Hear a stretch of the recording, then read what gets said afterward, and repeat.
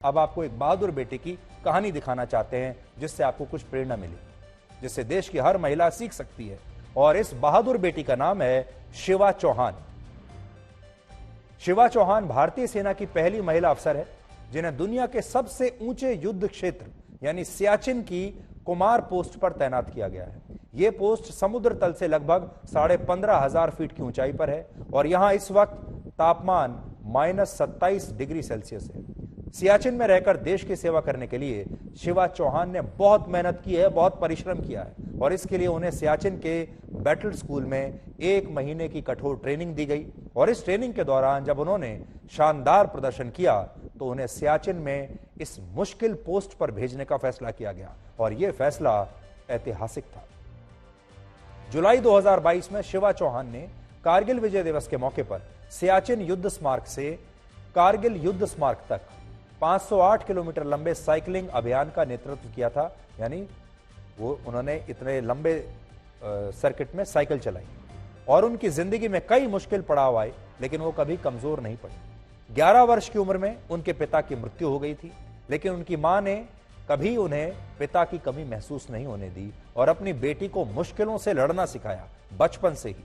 और मई 2021 में वो भारतीय सेना में शामिल हुई।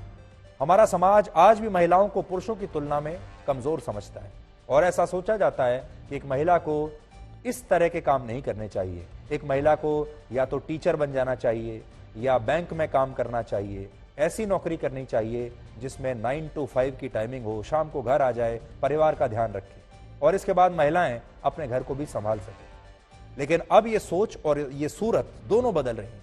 अब तक जिस सियाचिन में खून जमा देने वाली ठंड के बीच सिर्फ पुरुष सैनिक ही देश की रक्षा के लिए डटे रहते थे, अब वहां एक महिला अफसर भी तैनात है और आप उनकी इच्छा शक्ति से आज बहुत कुछ सीख सकती हैं।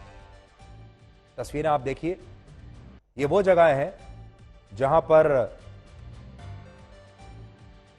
महिलाएं तो क्या, अगर आप भारत के पुरुषों को भी अगर भेज देंगे तो शायद आधे घंटे से ज्यादा भारत का कोई आम नौजवान यहां पर रह नहीं पाएगा।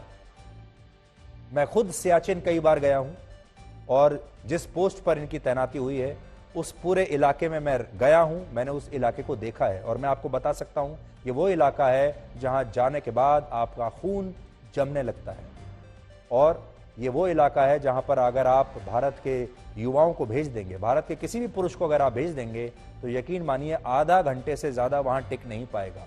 और वहां ये देश की बहादुर बेटी अब तैनात है। इसलिए देश की हर बेटी को अपनी क्षमताओं को समझना होगा। ये कहानी देखकर देश की हर बेटी को, हर महिला को ये सीखना होगा कि उसे भी इतना ही बहादुर बनना है।